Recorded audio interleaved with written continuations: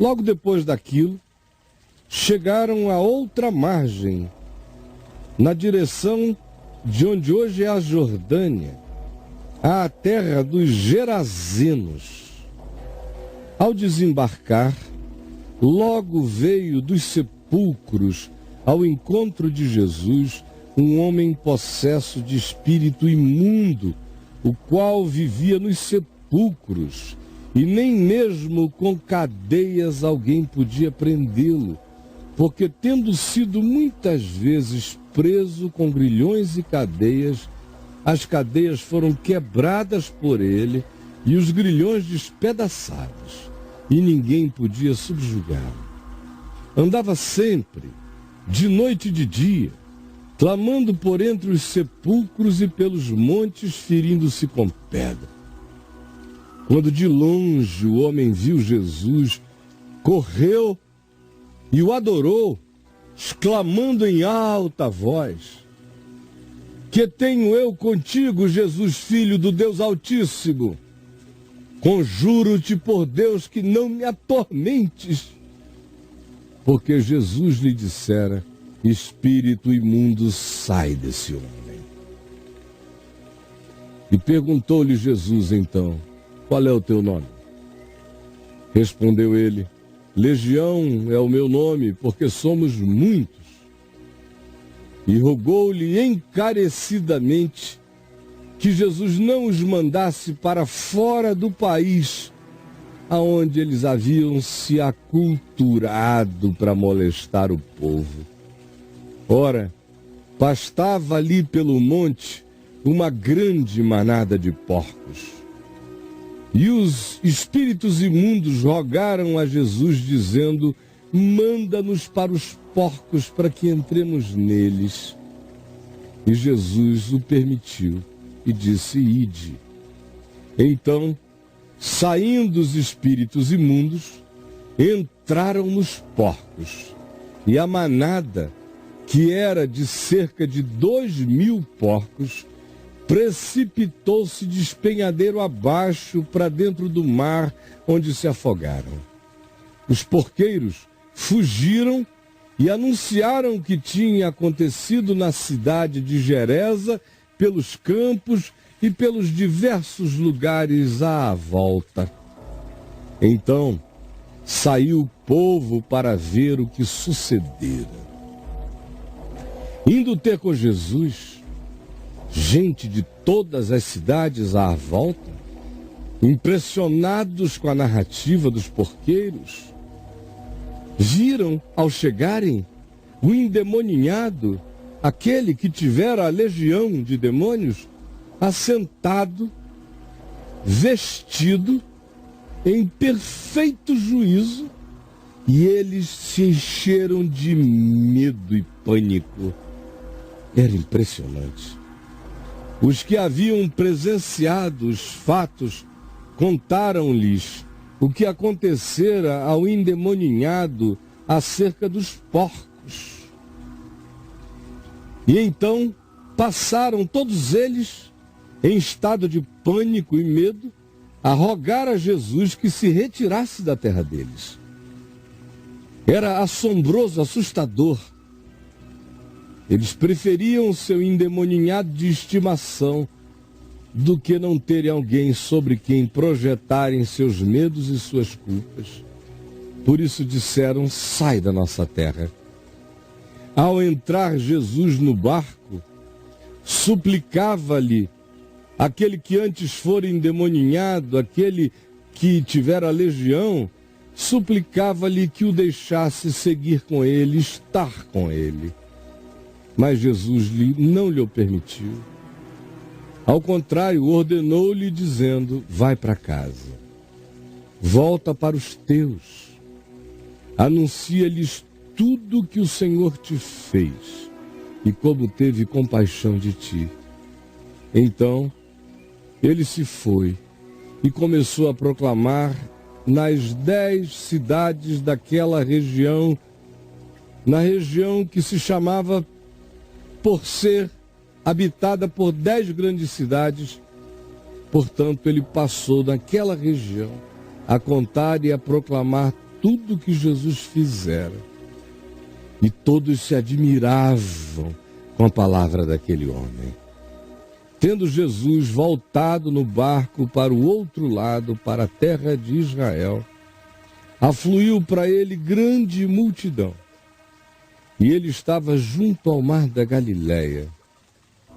Eis que se chegou a ele um dos principais da sinagoga, um homem chamado Jairo, e vendo-o, prostrou-se-lhe aos seus pés e insistentemente lhe suplicou, dizendo: Jesus, minha filhinha está à morte. Vem, impõe as mãos sobre ela para que seja salva e ela viverá. E Jesus foi com ele. E Jesus foi com ele. E Jesus foi com ele. Grande multidão seguia, comprimindo-o.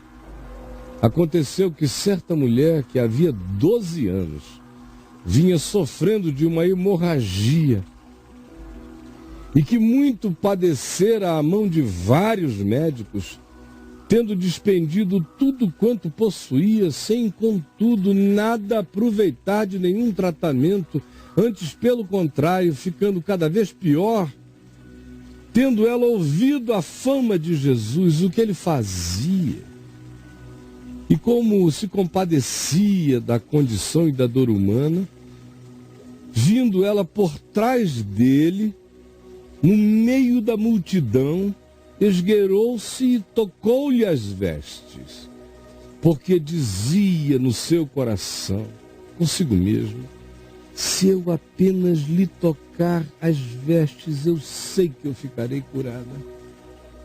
E logo se lhe estancou imediatamente a hemorragia, o fluxo hemorrágico de 12 anos.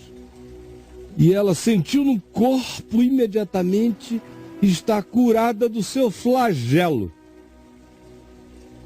Jesus, reconhecendo imediatamente que dele saíra poder, virando-se no meio da multidão, perguntou a todos: quem me tocou nas vestes?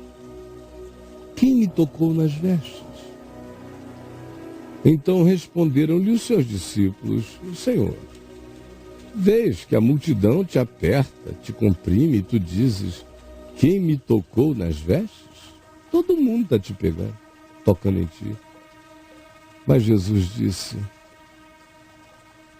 antes de dizer, olhava ao redor, procurando quem havia tocado de um jeito único, singular e diferente.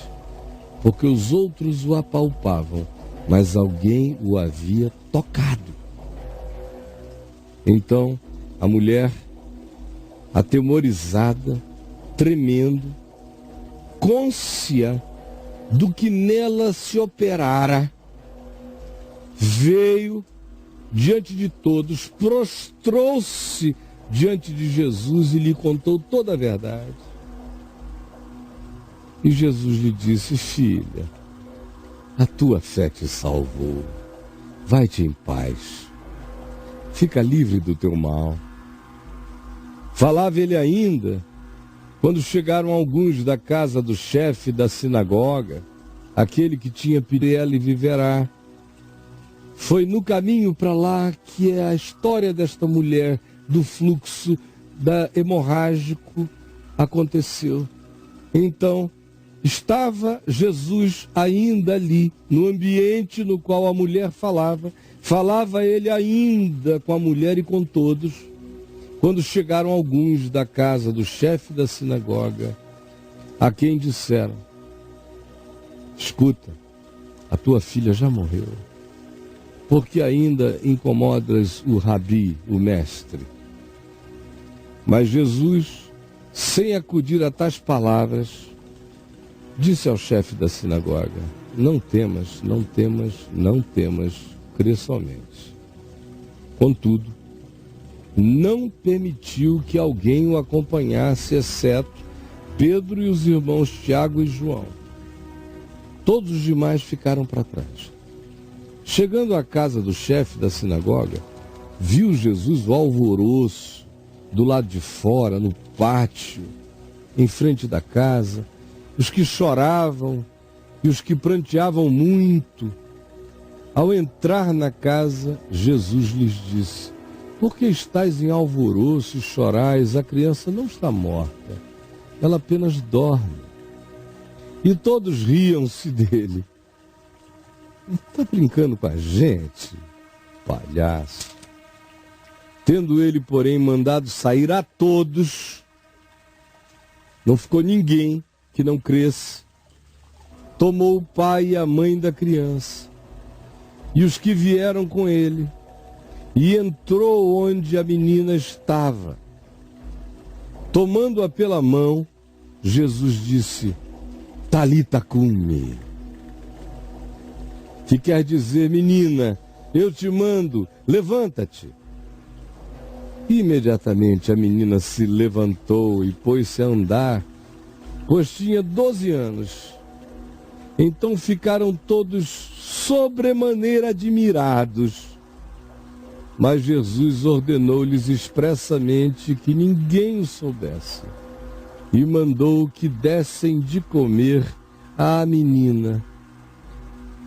Naquele mesmo dia, tendo partido dali, foi para a sua terra, e os seus discípulos o acompanharam.